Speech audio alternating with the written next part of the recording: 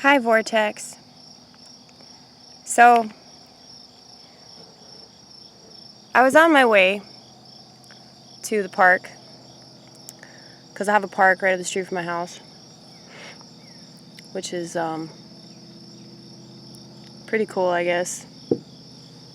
During the whole quarantine, it was blocked off, but I still came out here totally out of spite, and I used the swings, and I used the slide, and I went on that, what is it called? That thing. I went on that thing.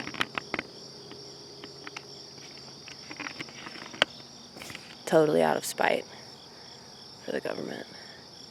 And watch out!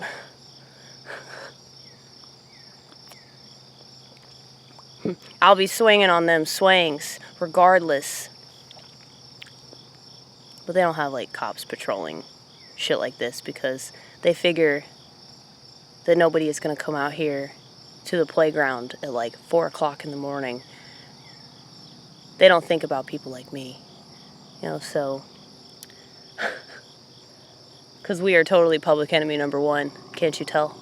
Can't you tell how dangerous we are? So I just moved a dead cat out of the road. I like sprinted back to my house so I could get gloves to do this because I already know it's not good to do that if you don't have some protection or some shit. But this is probably the second time in my life that I've moved a dead cat out of the road. Well, the first time it wasn't in the road. It was like in the grass on the side of the road. But that was a really sad situation. Yeah, dude, I found this dead cat. This was like something like 13 years ago, maybe longer. But I found this dead cat.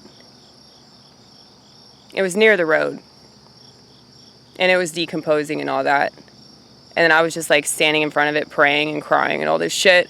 And this woman came outside of her house. And she just started crying. And I was like, do you know whose cat this is? And she's like, yeah, it's my cat. Man.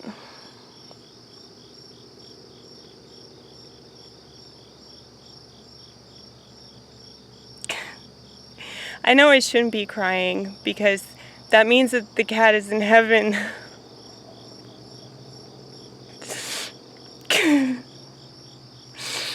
It just makes me sad because I know that it was the mom cat, the one that I just found, because there are a bunch of kittens at this house that's like really close to mine. I know that was the mom cat because I've seen her and I recognized her.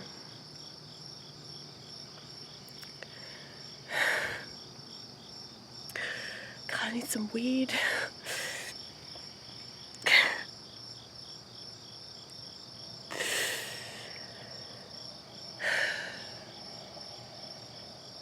Weed helps you accept things that are really hard to accept.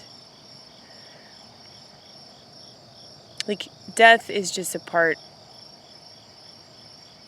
of the whole circle of life, whatever you want to call it. And it's interesting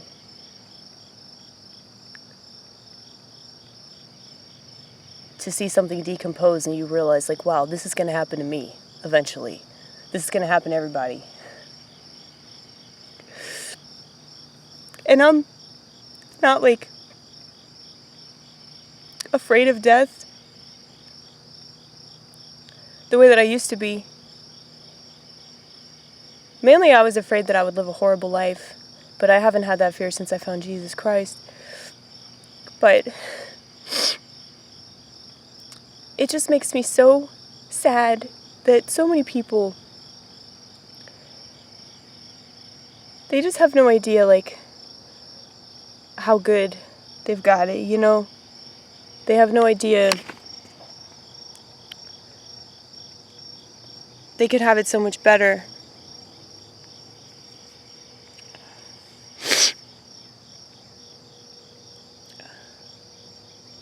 And eventually they'll decompose.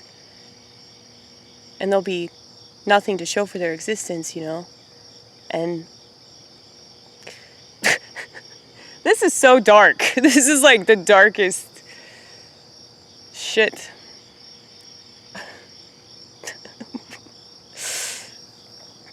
See, I know that I'm hysterical. Nobody needs to tell me that. I was gonna film what I was doing, but I don't think that you guys want to see a decomposing cat. Something tells me that that would be a little too gross for you. Get it? That's my last name.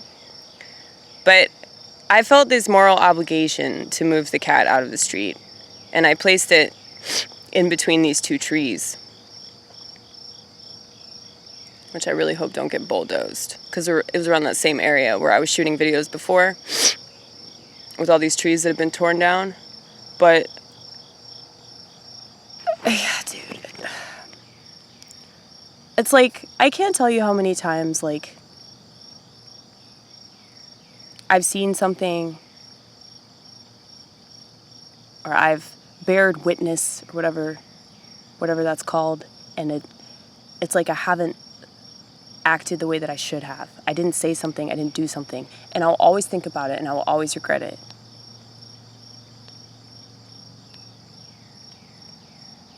So if I have the option to act, to say something, to stand up for what's right, if I don't, I'm going to be thinking about that for the rest of my life. And sometimes it can be the simplest little thing, like moving a dead cat out of the road so it doesn't get run over multiple times. Just out of respect, you know?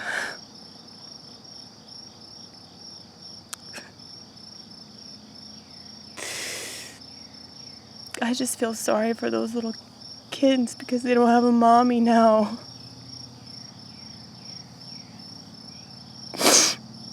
And they're wondering where their mommy is.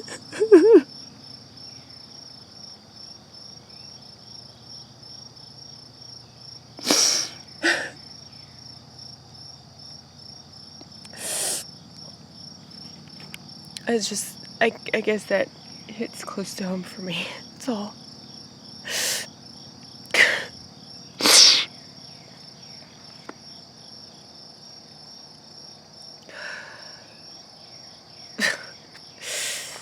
Like I said, hysteria, baby, hysteria.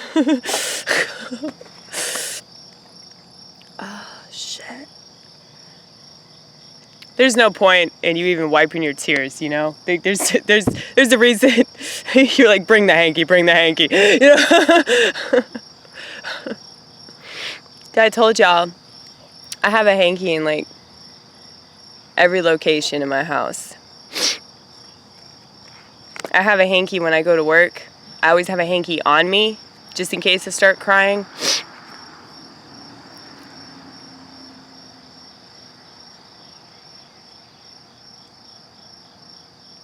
Oh shit, that was a cop. Really? 5-0! You should have said hi. Let me play you a song. Yeah, I have my piano. So I carried this fucking keyboard, this heavy ass keyboard, up the street, and I realized that I could just take all this stuff in my car. You're gonna have to do that at some point, especially if you want to film in other areas, because I know you like the idea of being some nomad that walks around, but eventually eventually it's gonna get annoying. Yeah, that's true.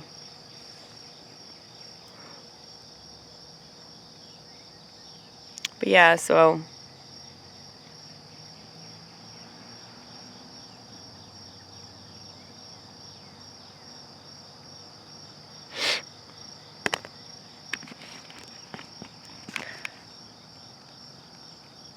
I always end up embarking on something that I don't expect, which is cool. And I feel like there's a reason why that kind of stuff happens. specifically to me. And I don't mean that it happens to me like I'm a victim, or it happens to me because I feel like there are two ways of looking at things. You know, like you can either say this happened to me because I'm always struggling and my life is always hard and this or that. Or you could be like, this always happens to me because there's a reason. There's a reason for it. Like there's a reason that I found a decomposing cat in the middle of the road. There's a reason that I decided to walk up the street so that I would see that cat, you know? And maybe I'm wrong. Maybe that's ridiculous and I just read way too much into everything because of my spillness, but you choose the reality you want to live in. You choose what you want to believe.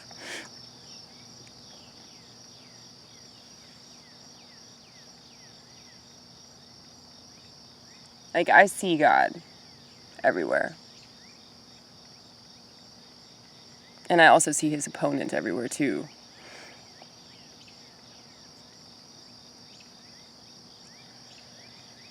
I don't even want to say his name. So,